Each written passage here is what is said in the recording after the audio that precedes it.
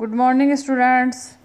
अपन कल देख रहे थे उत्सर्जन तंत्र में अपन ने उत्सर्जन में देखा कि उत्सर्जन तंत्र का कौन कौन से अंग सम्मिलित किए गए हैं, वृक्क क्या होता है, बोमन संपुट क्या होता है। अगला देखते हैं अपन मूत्र निर्माण। अगला है उत्सर्जन तंत्र का ही पार्ट चल रहा है मूत्र निर्माण। अब देखो मूत्र निर्माण की जो प्रक्रिया होती है उसमें 3 चरण महत्वपूर्ण होते हैं, निष्पंदन, पुनः अवशोषण तथा स्त्रवण।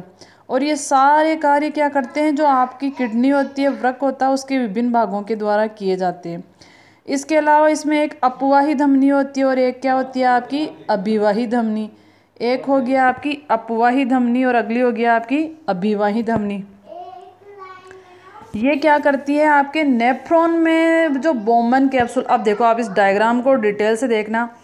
एक कप जैसी संरचना है जिसको अपन ने क्या कहा है, ग्लोमेरुलस। इसके अलावा इसमें एक गुच्छे जैसी संरचना पाई जाती है जिसको अपन ने बोला है बोमन संपुट या बोमन कैप्सूल। फिर क्या होती है, यहाँ से एक नली निकलती है जिसको बोलते हैं समीपस्थ नली। फिर ये नीचे जाती है, इसकी 2 भुजाएं होती है, अवरोही और आरोही। जो यू आकार बन रहा है आपका, इसमें जो यू आकार बन रहा है अवरोही और आरोही भुजा में, इसी को क्या कहा जाता है आपका हेनले का लूप। इसी को क्या कहते हैं अपन, हेनले का लूप। जो आरोही और अवरोही भुजा है, इसी में जो यू आकार का आपका मेंशन हो रहा है, इसको क्या कहेंगे अपन, हेनले का लूप। अब क्या होगा, जैसे ही आपके आरोही भुजा ऊपर की ओर कहाँ खुलती है, आपके दूरस्थ नलिका में। कहाँ खुलेगी, आपके दूरस्थ नलिका। ये आपके दूरस्थ नलिका दे रखा है। फिर क्या करेंगे, दूरस्थ नलिका से नीचे आएंगे तो यहाँ 2 नलिकाएं हैं, संग्रह नलिका। फिर ये जाके कहाँ खुलेगी, आपके मूत्राशय में। तो ये मानव वृक्काणु की संरचना। तो क्वेश्चन ऐसे आता है, मानव वृक्काणु की संरचना को समझाइए। मानव वृक्काणु की संरचना को समझाइए, तो आपको ये वाला डायग्राम बनाना पड़ेगा। अब ये क्वेश्चन कई बार तो डायरेक्ट आता है और मोस्टली अथवा में आता है, और वाला आता है उसमें आता है। तो अपन ने देखा जो मानव वृक्काणु है नेफ्रॉन, उसकी संरचना में क्या क्या होता है, आपके बोमन कैप्सूल होगा, ग्लोमेरुलस होगा, समीपस्थ नलिका, अवरोही भुजा, आरोही भुजा, और ये दोनों जहाँ मिलती है वहाँ बन जाता है आपका हेनले का लूप। ये एक साइंटिस्ट थे हेनले, उनके नाम में के आधार पर उनके सम्मान के लिए दिया गया इसको हेनले का लूप। फिर ये आगे से खुलती है दूरस्थ नलिका, फिर इससे नीचे हो जाएगी आपकी संग्रह नलिका, और ये जाके आपके मूत्राशय से अटैच हो जाती है। ये था आपके वृक्काणु की संरचना। ठीक है, डायग्राम बनाओगे, उसको लेबल करोगे, अर्थात उसके नाम लिखोगे। और अगर इसको कई बार ये सिर्फ डायरेक्ट क्वेश्चन के जैसे डायरेक्ट आपको सिर्फ डायग्राम बनाने पे भी आ सकता है, और कई बार क्या होता है इसकी क्रियाविधि को भी समझाना होता है। अब अगर डायरेक्ट डायग्राम आ रहा है तो आप इसको डायग्राम बना दो, लेबल कर दो। अब इसकी क्रियाविधि समझानी है तो आप बोमन कैप्सूल के बारे में बताओगे, ग्लोमेरुलस के बारे में बताओगे, हेनले वाला लूप है, आरोही अवरोही भुजा, ये सब बताओगे। अब देखो रक्त में अपन ने देखा था मूत्र का निर्माण। ठीक है, तो मूत्र निर्माण में निष्पंदन कार्य, स्त्रवण कार्य और फिल्ट्रेशन, ये तीनों आते हैं। अब जो प्रति मिनट करीब होता है 1000 से 1200 ml रक्त का निष्पंदन कार्य पूर्ण किया जाता है। प्रति मिनट की बात कर रहे हैं।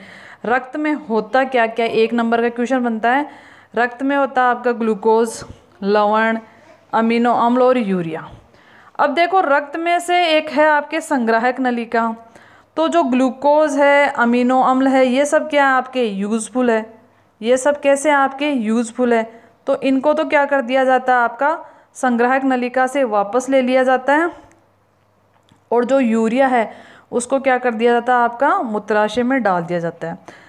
ठीक है, अब वृक्क नलिका की दीवारों पर एक उपकला पाई जाती है। यहाँ से भी क्वेश्चन बन सकता है कि वृक्क नलिका की दीवारों पे उपकला होती है, जिसकी वजह से क्या होगा, ये यहाँ का जो स्तर होगा, आंतरिक स्तर होगा, वो कोमल बना रहेगा। फिल्टर बार बार यूरिया आ रही है, अमीनो अम्ल आ रहे हैं, इनसे क्या होगा, लॉस नहीं होगा। ये कोशिकाएं निस्पंदन में से लगभग पूर्ण ग्लूकोज, अमीनो अम्ल तथा अन्य उपयोगी पदार्थों का पुनः अवशोषण करती है। ये कोशिकाएं एपिथीलियम कोशिकाएं, उपकला कोशिकाएं क्या करेगी, जो मूत्र के साथ ग्लूकोज गया है, अमीनो अम्ल गया, अन्य पदार्थ गए, उनका क्या करेगी आपका अवशोषण करेगी। करीब 99% निस्पंदन वृक्क नलिकाओं द्वारा पुनः अवशोषित हो जाता है। तो ये था आपके मूत्र निर्माण से संबंधित। अब यूरिया क्या होता है आपका अपशिष्ट पदार्थ होता है जिसको शरीर से आपके बाहर निकालना ही उचित होता है। इसको मूत्राशय में डाल दिया जाता है और समय समय से शरीर से बाहर निकाल दिया जाता है। ठीक है। अब ये जो मूत्र का निष्कासन है ये तंत्रिका तंत्र द्वारा नियंत्रित होता है। ऐच्छिक संदेश होता है। कहने का तात्पर्य है जो आपके मूत्र का निष्कासन होगा उस पर तंत्रिकाओं का क्या होगा आपका कंट्रोल होता है, नियंत्रण होता है। अब देखो अपन ने देखा किडनी, वृक्क, मूत्रवाहिनी, मूत्राशय, वृक्क, ये सब किस में महत्वपूर्ण रोल प्ले करते हैं आपके उत्सर्जन में।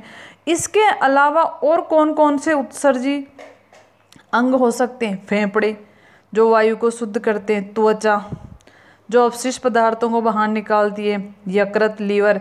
देखो लीवर एक ऐसा अंग है, यकृत एक ऐसा अंग है जो शरीर में जितने भी आपके पदार्थ, हानिकारक पदार्थ जाते हैं उनको क्या करने की कोशिश करता है? डिटॉक्सिफाई। डिटॉक्सिफाई का मतलब होता है जहर को दूर करना, डिटॉक्सिफाई। तो लीवर एक महत्वपूर्ण अंग है। तो ये शरीर में जो भी हानिकारक सब्सटेंस गए, पदार्थ गए, उनको डिटॉक्सिफाई करने की कोशिश करता है, उनको पॉइजन रहित करने की कोशिश करता है। फेफड़े क्या करेंगे? CO2 का। यकृत का किसका करेगा? बिलीरुबिन और बिलीवर्डिन। विटामिन, स्टीरॉयड, हार्मोन आदि का मल के साथ उत्सर्जन करने में मदद करता है। देखो मैं यहाँ आपको एक इम्पोर्टेंट चीज़ बताना चाहूँगी। जैसे किसी का जॉन्डिस हो जाता है, मतलब पीलिया हो जाता है, तो उस व्यक्ति के उसकी आँखें हैं, नाखून है, बाल है, बाल तो नहीं कह सकते, आँखें, नाखून है और शरीर है, यहाँ तक कि उसका जो फीकल होगा, मतलब उसकी जो पोटी होगी वो भी येलो कलर की आने लग जाती है। तो उसके पीछे रीज़न ये है बिलीरुबिन और बिलीवर्डिन। इनको क्या करता है? यकृत निष्कासन में मदद करता है। अब जब आपके पीलिया हो गया या जॉन्डिस हो गया तो आपका लीवर इफेक्टेड हो जाएगा और आपके क्या होगी? पोटी का कलर भी चेंज हो जाएगा। इसके अलावा त्वचा क्या करेगी? नमक है, यूरिया है, लैक्टिक एसिड है, इन सबको पसीने के थ्रू क्या करती है? शरीर से बाहर निकाल देती है। तो उत्सर्जन में अन्य अंग कौन कौन से हो गए? फेफड़े हो गए, यकृत हो गया, त्वचा हो गए। तो ये 1 नंबर का क्वेश्चन बनता है। तो ये था अपना उत्सर्जन तंत्र। अब देखते हैं अपन जनन तंत्र। उत्सर्जन तंत्र के आगे देखते हैं जनन। देखो जनन से क्या तात्पर्य है? कोई भी जीवधारी अपने समान नया जीव उत्पन्न करे जिससे उसकी प्रजाति बनी रहे। कोई भी जीवधारी अपने समान नया जीव उत्पन्न करे जिससे उसकी प्रजाति बनी रहे, इसे क्या कहेंगे अपन? जनन। जिससे क्या होगा? जाति बनी रहती है। और जनन के आधार पर जीवों को बांटा गया। कोई जीव सेक्सुअल मतलब लैंगिक जनन करते हैं, कोई अलैंगिक जनन करते। अब पौधों की बात की जाए तो कायिक जनन होता है। तो सभी जीवधारी क्या करते हैं? आपके जनन करते हैं। जनन अत्यंत आवश्यक है जिससे जाति की निरंतरता बनी रहती है। जनन करने के लिए अगर लैंगिक जनन की बात की जाए तो 2 लिंग होने चाहिए, नर और मादा। नर जो होता है उसके द्वारा शुक्राणुओं का निर्माण होता है। शुक्राणुओं को क्या कहते हैं? युग्मक। अंडाणु मादा जनन के लिए या मादा अंगों के द्वारा अंडाणु का निर्माण होता है, उसे क्या कहेंगे आप? अंडाणु। और अंडाणु भी क्या है? आपका युग्मक है। जो युग्मक होते हैं वो हमेशा अयुग्मित होते हैं, ऐन होते हैं। ऐन का तात्पर्य ये है कि जैसे अगर कोई भी बच्चा जन्मा है तो उसके आधे लक्षण मम्मी से आएंगे, आधे पिता से आएंगे। कहने का मतलब 23 जो गुणसूत्र, मनुष्य में 46 गुणसूत्र होते हैं, 23 जोड़ी आएंगे मदर से, 23 जोड़ी आएंगे फादर से। तो ये 23 क्या है आपके? ऐन मतलब अलिंग, या कह सकते हैं अगुणित अवस्था। द्विगुणित अवस्था कौन सी होती है आपकी? 46। ठीक है। अब ये दोनों मिलेंगे, जिस प्रक्रिया से मिलेंगे उसे निषेचन कहते हैं। और निषेचन से क्या बनता है? आपके जाइगोट बनता है। और जाइगोट में आगे डिवीजन होते हैं, कोशिका विभाजन होगा और नए जीव का निर्माण होगा। अब देखो अपन ने देखा कि जनन क्या होता है। अब जनन कब शुरू होता है? जैसे ही कोई यौवनावस्था आती है, प्यूबर्टी जिसको बोलते हैं, युवा अवस्था आती है, तब जो जेंट्स होता है या जो बच्चा लड़का होता है उसमें अलग परिवर्तन होते हैं, जो लड़की होती है उसमें अलग परिवर्तन होते हैं। और इन लक्षणों को कहते हैं यौवना प्रारंभ के लक्षण या द्वितीयक गौण लैंगिक लक्षण। द्वितीयक गौण लैंगिक लक्षण। तो लड़कों में क्या होंगे, आवाज़ भारी हो जाएगी, दाढ़ी मूंछ आ जाएगी, आपके जो आपके प्यूबिक रीजन होते हैं, प्यूबिक रीजन जैसे कांख है, यहाँ क्या हो जाएंगे, जनन अंगों में बाल आ जाएंगे, त्वचा में तेलीय ग्रंथियाँ हो जाएगी जिससे आपके पिंपल्स हो जाएंगे। तो ये आपको अगर क्वेश्चन आएगा कि द्वितीय गौण लैंगिक लक्षण क्या होते हैं, तो आपको लिखना पड़ेगा कि दाढ़ी मूंछ का आना, आवाज़ का भारी होना, प्यूबर्ट रीजन में आपके बालों का आना, पिंपल्स का होना, ये सब। अब अगर लड़कियों की बात की जाए तो उनमें द्वितीय गौण लैंगिक लक्षण होते हैं आवाज़ का पतला होना, इसके अलावा स्तन का आकार का बढ़ जाना, वही त्वचा कैसी होगी, तेली होगी, तो उससे क्या होगा आपका, आपके जियो नंबर की वैधता।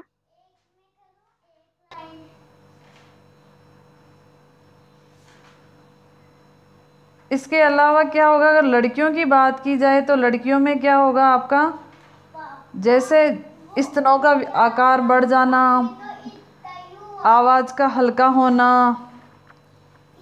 रजोधर्म का, मेस्टर साइकिल का शुरू हो जाना, ये सब क्या होते हैं, लड़कियों में द्वितीय गौण लैंगिक लक्षण है। और जो यौवना प्रारंभ की अवस्था होती है लड़कों में अलग होती है, लड़कियों में, लड़कियों की बात की जाए तो 12 से 14 साल के बीच में हो सकती है, लड़कों में ये अलग होती है। तो ये है आपके द्वितीय गौण लैंगिक लक्षण। अब अपन देखते हैं मादा जनन तंत्र क्या होगा और नर जनन तंत्र क्या होगा। तो सबसे पहले देखते हैं अपन मादा जनन तंत्र। तो जो मादा जनन तंत्र होता है उसको 2 भागों में बांटा गया है, प्राथमिक और द्वितीयक लैंगिक अंग। प्राथमिक अंग कौन से हैं, द्वितीयक लैंगिक अंग कौन से। अब यहाँ इंपॉर्टेंट चीज़ ये है कि आप डायग्राम बनाओगे, डायग्राम की प्रैक्टिस करोगे तो ही डायग्राम आएगा। मैं इसको यूट्यूब वाले पे ड्रॉ करके आपके लेबल करके बता दूंगी कैसे क्या डालना है, ठीक है। अब अपन देखते हैं प्राथमिक जनन अंग। अगर मादा में बात की जाए तो मादा में क्या होते हैं, एक जोड़ी अंडाशय। देखो डायग्राम में अंडाशय दिख रहे हैं, एक जोड़ी, एक लेफ्ट, एक दाहिना और एक बायां है। तो मादा में एक जोड़ी अंडाशय पाए जाते हैं। अंडाशय के 2 प्रमुख कार्य हैं। मादा जनन मतलब अंडाणुओं का निर्माण करना, और दूसरा है ये एक अंतःस्रावी ग्रंथि की तरह भी काम करती है। इंपॉर्टेंट चीज़ देखना यहाँ पे, जो आपका प्राथमिक जनन अंग है उसमें एक जोड़ी अंडाशय आ गए। पहला काम क्या, अंडाणुओं का निर्माण करना। दूसरा काम क्या होगा, जो अंडाशय होता है वो क्या करता है, एक हार्मोन स्रावित करता है।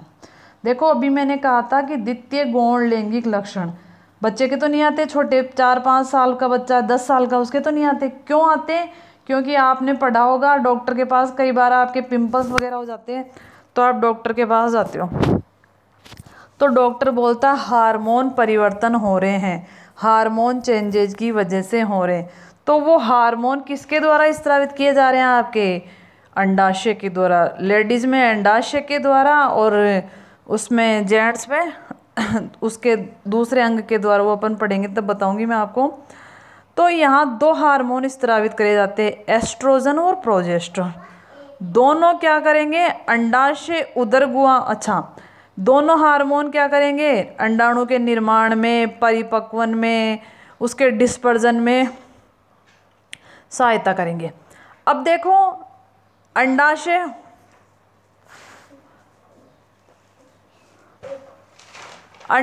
होगा कहाँ, ये इसकी सिचुएशन।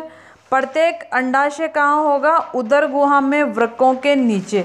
जो वृक्क होंगे उनके नीचे क्या होंगे, आपके स्थित होंगे। कौन, आपके अंडाशय, ठीक है। प्रत्येक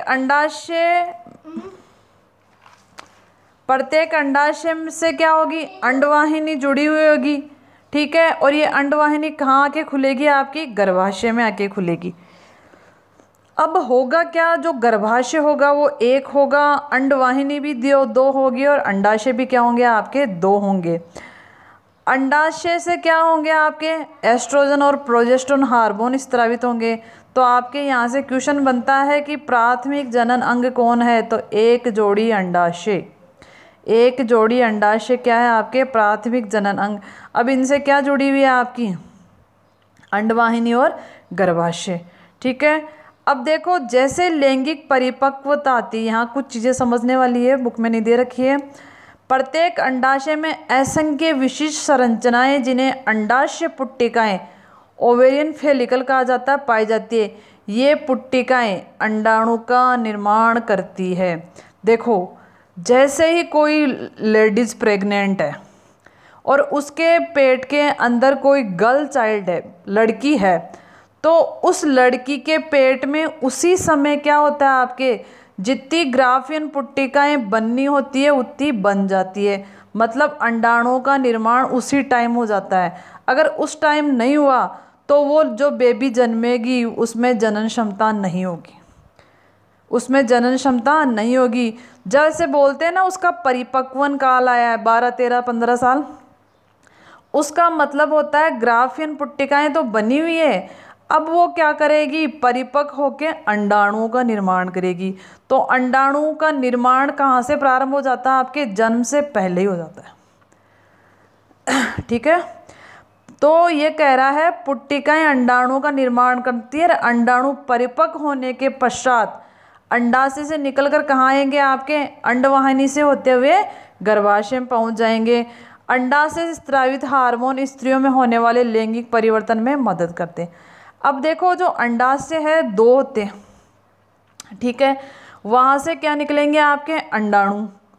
इनका निर्माण कब हुआ था? जब जो लेडीज थी माँ के गर्भ में थी उसी टाइम अंडाणुओं का निर्माण हो चुका। आप इतना ध्यान रखो। अब क्या होगा? जैसे उसका प्यूबर्टी काल आएगा, यौवन अवस्था होगी, मतलब जनन परिपक्वता हो चुकी है, तब उसमें क्या होगा? अंडाणु निकलेंगे। एक ओवरी मतलब एक अंडाशय से एक महीने, अगले अंडाशय से अगले महीने, और ये चक्कर क्या करता रहता है? आपका निरंतर चलता रहता है। ये चक्र आपका निरंतर चलता रहता है जब तक कि उसमें मेस्ट्रस साइकिल चलता है। ठीक है। इसीलिए मोस्टली एक बच्चे होते हैं, क्योंकि एक बार में क्या होगा? एक ही अंडाणु निकलेगा। ठीक है। अब देखते हैं द्वितीयक अंग कौन से हैं।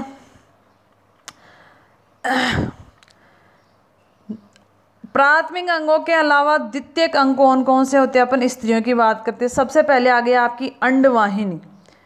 अंडवाहिनी कहाँ से जुड़ी हुई है? आपकी अंडाशय से। कहाँ खुलती है? आपके गर्भाशय में।